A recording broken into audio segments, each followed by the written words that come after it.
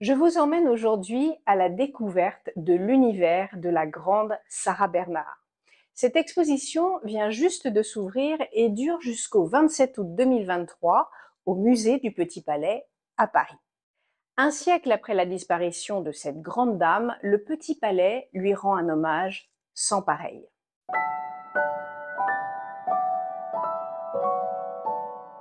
Alors, qu'attendre de cette exposition?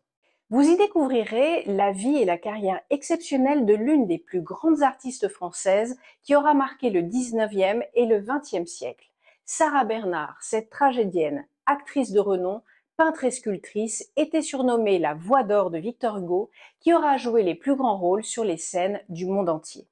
Plus de 400 œuvres sont présentées allant des costumes de scène, des photographies, des tableaux, des affiches, aux accessoires personnels de Sarah Bernhardt. Chaque élément raconte une histoire de ce monstre sacré de l'art qui a fréquenté de nombreux cercles d'artistes et s'est lié d'amitié avec des personnalités notoires comme Gustave Doré, Louisa Béma, Alphonse Mucha ou Sacha Guitry. L'exposition du Petit Palais explore également des aspects moins connus de la vie de Sarah Bernhardt en dévoilant ses créations en peinture, sculpture et littérature. Des dispositifs multimédia vous permettent de découvrir la voix de cette grande dame de l'art qui a contribué à sa renommée et à sa légende.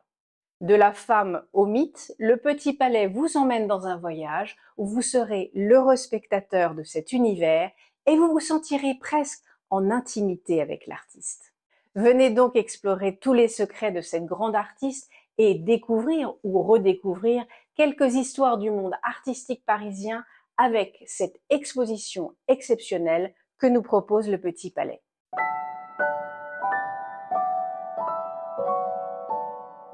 La première partie de l'exposition consacre l'entrée de Sarah Bernhardt dans la vie parisienne.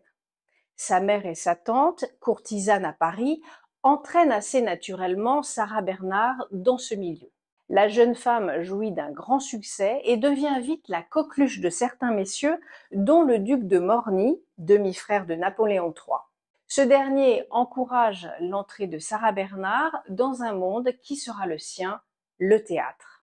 Elle entre alors au conservatoire pour devenir pensionnaire à la Comédie Française. Sarah Bernhardt est une jeune femme au caractère bien trempé. Elle est renvoyée, mais rencontre un succès au théâtre de l'Odéon en 1869, où elle joue le rôle d'un travesti. Elle a alors 25 ans.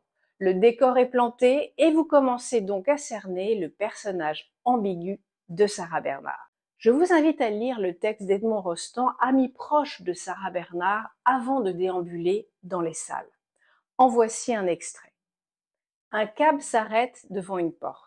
Une femme dans de grosses fourrures descend vite, traverse la foule, lance son petit sac enrubanné dans lequel il y a de tout, et de l'autre son chapeau d'aile d'oiseau. Elle se précipite sur une scène obscure, anime de son arrivée tout un peuple pâle qui bâillait là, dans l'ombre. Va, vient, en fièvre, tout ce qu'elle frôle. C'est bien là la promesse de cette exposition. Une ambiance, une atmosphère indicible que vous partagez un instant avec la diva. Sarah Bernhardt était un personnage. Surnommée Madame Révolte à la Comédie Française, elle est autant connue pour son talent de comédienne que de faiseuse d'histoire, que la presse, bien entendu, ne manquait pas de relayer.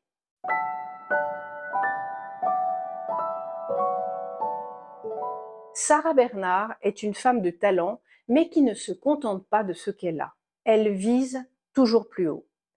La devise de Sarah Bernhardt était « quand même ». L'origine de cette devise remonte à l'année 1870, pendant la guerre franco-prussienne, lorsque Sarah Bernhardt était une jeune actrice encore peu connue. Elle était sur le point de monter sur scène pour interpréter le rôle de Zanetto dans la pièce Le Passant, lorsque l'annonce de la défaite de la France à la bataille de Sedan a été faite. La pièce a été bien entendu interrompue et Sarah Bernhardt est sortie sur scène pour dire quelques mots au public. Elle a déclaré « Je ne sais pas ce qui se passe, tout ce que je sais, c'est que demain soir, je jouerai Zanetto quand même ». Cette phrase est devenue une expression populaire en France, souvent utilisée pour encourager la persévérance et le courage face à l'adversité. Sarah Bernhardt elle-même a continué à l'utiliser tout au long de sa vie et elle est souvent associée à sa personnalité et à sa carrière d'actrice. Sarah Bernhardt ne supporte pas l'échec et ira même jusqu'à démissionner de la Comédie Française après un échec de L'Aventurière, pièce qu'elle ne voulait d'ailleurs pas interpréter à l'origine. C'est une femme qui abhorre l'ennui. Il faut vivre et elle aura su vivre à 100 à l'heure.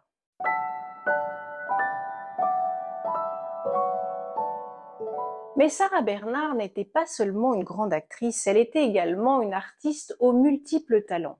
Elle a créé des œuvres en peinture, sculpture, littérature et était une personnalité incomparable des cercles artistiques et intellectuels parisiens. C'est là où l'on découvre un pan peu connu, Sarah peintre et sculpteur, que nous propose Le Petit Palais.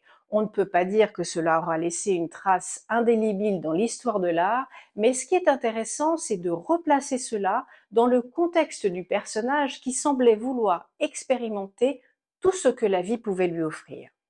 En créant également des œuvres en peinture, sculpture et littérature, Sarah Bernhardt a montré sa grande créativité et inspiré de nombreux artistes de son temps. Elle était considérée comme une personnalité avant-gardiste et excentrique et son impact sur le milieu artistique et intellectuel de l'époque reste incontestable. Dans les années 70, elle vit dans un entourage d'artistes comme Alfred Stevens, Gustave Doré, Georges Clérin ou encore Louise Abéma. Ces deux derniers étant les plus proches, fascinés et épris de l'artiste. Au salon de 1876, ils exposent chacun un portrait de Sarah, Abéma en tenue de ville et Clérin dans son intimité dans un déshabillé blanc. Ce portrait deviendra mythique et constitue l'un des fleurons de la collection du Petit Palais qui, rassurez-vous, retrouvera sa place dans les collections permanentes du musée. Dans cette salle centrale de l'exposition sont exposées ses œuvres et celles de ses proches, dont ces magnifiques tableaux de Louise Abéma et Georges Clérin, dans un décor chaud et réconfortant. Cela permet de comprendre le milieu artistique dans lequel la diva évoluait.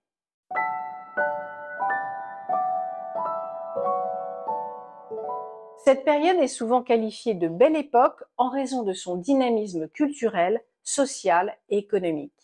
À Paris, où elle a principalement vécu et travaillé, le monde artistique était en pleine effervescence. Le 19e siècle a été marqué par un grand bouillonnement culturel avec l'émergence de nombreux courants artistiques tels que le romantisme, le réalisme, l'impressionnisme et d'autres encore. Les salons littéraires et artistiques étaient très en vogue, offrant aux artistes un lieu de rencontre et de débat. En art, cette période a vu l'émergence de plusieurs mouvements importants tels que l'impressionnisme, le symbolisme et l'art nouveau. Ces mouvements ont cherché à rompre avec les traditions artistiques classiques en explorant de nouveaux styles, de nouvelles techniques et en s'inspirant notamment de la nature, de la spiritualité, de la mythologie et de l'exotisme. Sarah Bernhardt a trouvé son terrain de jeu et a notamment fréquenté le salon de Madame de Loane où se retrouvaient de nombreux artistes ainsi que le salon des Mirlitons, un lieu de rassemblement pour les artistes bohèmes et non conformistes. Le théâtre était également à l'époque très important dans le milieu artistique avec une production florissante de pièces de théâtre et une concurrence féroce entre les théâtres. Le contexte politique de l'époque était également important avec la Troisième République française en place, qui a vu la consolidation de l'éducation publique, de la liberté de la presse et de l'extension du droit de vote. Cela a également conduit à l'émergence d'un mouvement féministe important qui a cherché à obtenir l'égalité des droits pour les femmes et à briser les stéréotypes de genre. Alors, dans ce contexte dynamique, Sarah Bernhardt est devenue une figure emblématique en utilisant son talent, sa créativité et son charisme pour repousser les limites artistiques et briser les stéréotypes de genre, tout en devenant une importante voix dans le mouvement féministe de l'époque.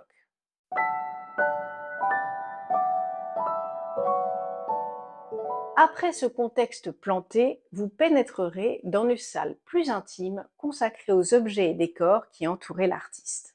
En 1875, elle se fait construire un hôtel particulier rue Fortuny à la Plaine-Monceau. Criblée de dettes, elle quitte ce lieu 10 ans plus tard pour s'installer boulevard Pereire où elle reconstitue le même décor que celui de la rue Fortuny. Sarah Bernhardt a été victime de plusieurs revers financiers au cours de sa vie, notamment en raison de sa grande générosité envers ses amis et de son goût prononcé pour les dépenses somptueuses. En 1880, elle avait déjà dépensé l'essentiel de sa fortune en achetant des bijoux, des meubles et des œuvres d'art. En 1893, elle a également investi une grande partie de son argent dans la construction d'un théâtre, le théâtre Sarah Bernhardt, qui a finalement été un échec financier. Tous ces facteurs combinés ont finalement conduit Sarah à la ruine financière, malgré ses nombreux succès sur scène et dans d'autres domaines artistiques.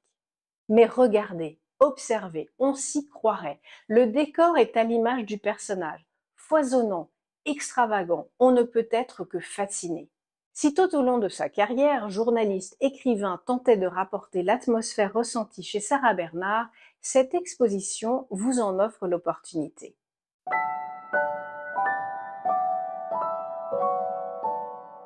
L'exposition consacre ensuite tout un pan très documenté sur les grands rôles de l'actrice. Sarah Bernhardt a interprété de nombreux rôles au cours de sa carrière, mais certaines pièces de théâtre ont marqué les esprits et contribué à sa renommée. En voici quelques-unes. La Tosca de Victorien Sardou. En 1887, Sarah Bernhardt a créé le rôle de la reine Élisabeth dans la pièce La Tosca de Victorien Sardou et sa performance a été saluée par son intensité et son émotion. Le personnage a été considéré comme scandaleux à l'époque en raison de sa représentation d'une reine adultère. La pièce a été un succès, mais a suscité des protestations et des critiques de certains membres du public et de la pièce. La pièce Théodora en 1884, où Sarah Bernhardt a joué le rôle titre dans la pièce. Il racontait l'histoire d'une actrice qui devient impératrice de Rome. La pièce a été considérée comme scandaleuse en raison de sa représentation d'une femme ayant un pouvoir politique et religieux, ainsi que pour sa scène de bain où Sarah Bernhardt apparaissait nue sur scène. Vous verrez dans cette exposition les costumes, photographies, films qui vous feront comprendre à quel point Sarah Bernhardt était un personnage à part dont la vie a été le théâtre de ses émotions.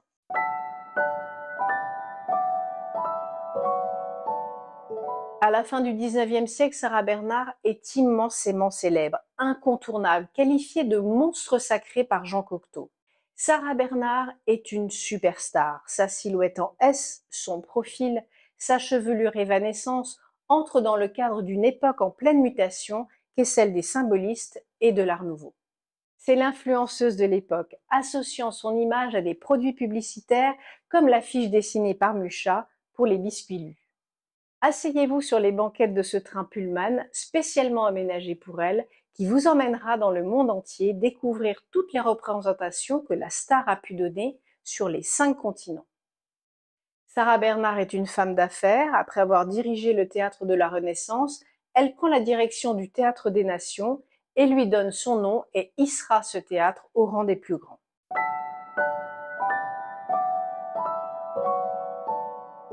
Une femme aux multiples facettes. Amoureuse de la nature, elle s'installe en 1894 à Belle-Île-en-Mer, où elle jouit d'une vie rythmée de pêche, chasse, lecture et sculpture, dont cette étrange algue moulée qui sera présentée dans le cadre de l'exposition universelle avec succès. Une certaine homonymie avec les travaux de Claude Lalanne que nous connaîtrons bien plus tard. Sarah Bernhardt peut être donc considérée comme une femme qui a bousculé les codes de son époque, ouvrant ainsi la voie à d'autres femmes pour explorer leur propre indépendance et poursuivre des carrières dans des domaines qui leur étaient auparavant fermés.